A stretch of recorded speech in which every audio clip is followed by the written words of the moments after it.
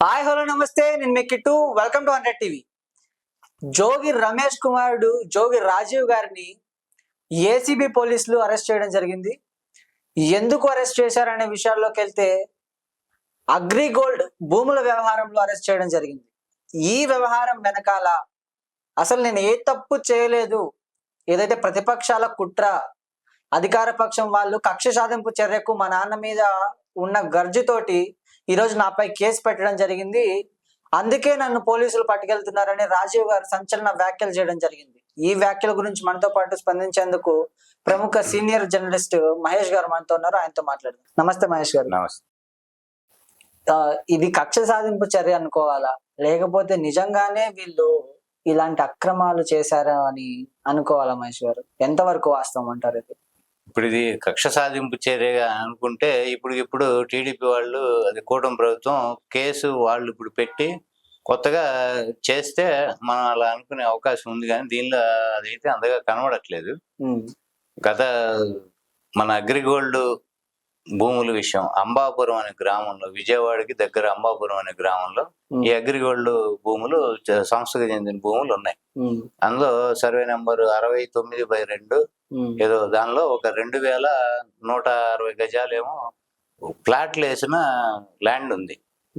దాన్ని జోగి రమేష్ గారి బంధువులు వీళ్ళు కలిసి దాన్ని స్వాధీనం చేసుకొని వీళ్ళు మళ్ళీ దాన్ని తిరిగి రిజిస్టర్ చేసి అమ్మారు అనేది ఆరోపణ. అమ్మ చూపారనో ఏదో రెవెన్యూ పరంగా వాళ్ళు ఆరోపణలు ఎదుర్కొన్నారు.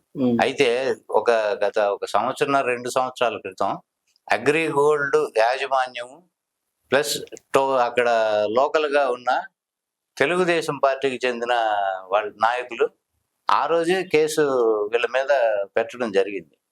కానీ అప్పుడు వీళ్ళ మంత్రిగా ఉన్నారు, వాళ్ళు వైసీపీ ప్రభుత్వం ఉంది కాబట్టి ఇంతవరకు వాళ్ళ మీద ఎటువంటి యాక్షన్ తీసుకోలేదు, పోలీస్ చర్య ఎటువంటిది జరగలేదు, ఎందుకంటే అధికారంలో ఉన్నారు కాబట్టి. కానీ ఇది కేసు అయితే వాళ్ళు పెట్టింది ఎప్పుడు 2 years బ్యాకే వాళ్ళు కేసు బుక్ చేయటం జరిగింది, కానీ పోలీసు వారు పక్కన పెట్టేశారు దాన్ని. ఎందుకంటే అధికారంలో ఉన్నారు అనే ఉద్దేశంతో మరి ఏది జరిగిందో ఈ రోజు ఆ కేసునే దాన్ని వీళ్ళు బయటకు తీశారు. ఒక్కొక్కళ్ళు ఏంటంటే ఏదన్నా పెండింగ్ కేసులు ఇలా ఉంటే గత ప్రభుత్వంలో ఎవరైనా నాయకుల మీద వీళ్ళ మీద ఏమన్నా పెండింగ్ ఉన్నవి సహజంగా ఇప్పుడు వచ్చిన ప్రభుత్వం అది తవ్వి తీసి దానికి సంబంధించిన కేసులు బుక్ చేయడం అనేది సహజంగా జరుగుతుంది.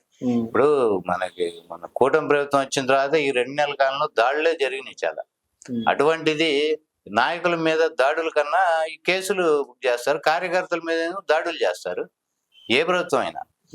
ఇట్లా నాయకుల మీద అయితే ఇటువంటి ఆరోపణలు వాటి మీద కేసులు పెట్టి చేయటం, యాక్షన్ తీసుకోవడం జరుగుతుంది.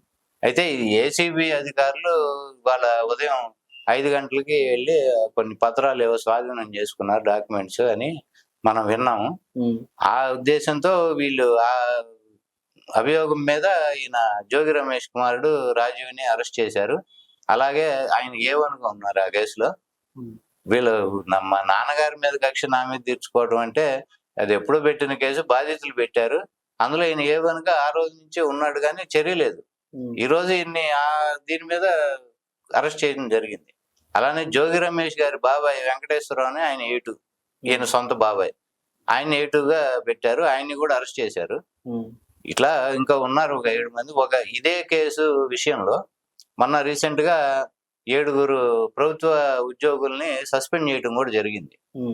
ఇప్పుడు సస్పెన్షన్ ముందు జరిగింది వాళ్ళ మీద, 7 ఉద్యోగస్తుల మీద. దాని తర్వాత ఇప్పుడు వీళ్ళ మీద అరెస్టు, అదే సోదాలు చేసి డాక్యుమెంట్లు అవి స్వాధీనం చేసుకొని వీళ్ళని అరెస్ట్ చేయడం జరిగింది.